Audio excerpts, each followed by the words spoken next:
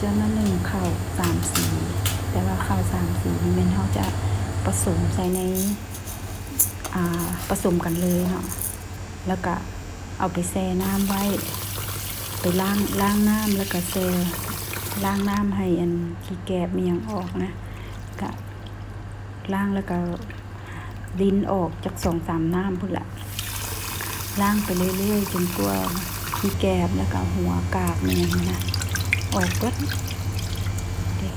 ล้างแล้วก็เอาน้ำสะอาดมาเทใส่น้ำที่เทใส่เซนี่ต้องมีน้ำกินเนาะเพราะว่าเขาจะได้แช่ไว้เบิดคืนเลย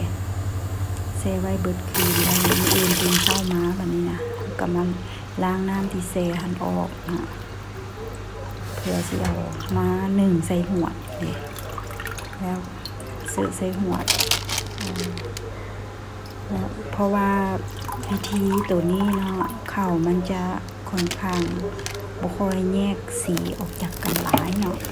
สีตอนเฮาอัน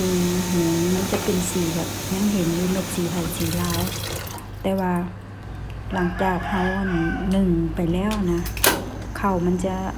ค่อนข้างเป็นสีกลมกลืนคล้ายๆสีเดียวกันนี่เฮาก็มาปิ้งข้าวกันนึ่งไปแล้วสุกแล้วก็มาซวยใส่กล่องไว้กินมันจะเห็นสีข้าวมันจะเป็นสีกลมกลืนกันอันนี้เป็นสีที่ว่าเฮาแยกเนาะ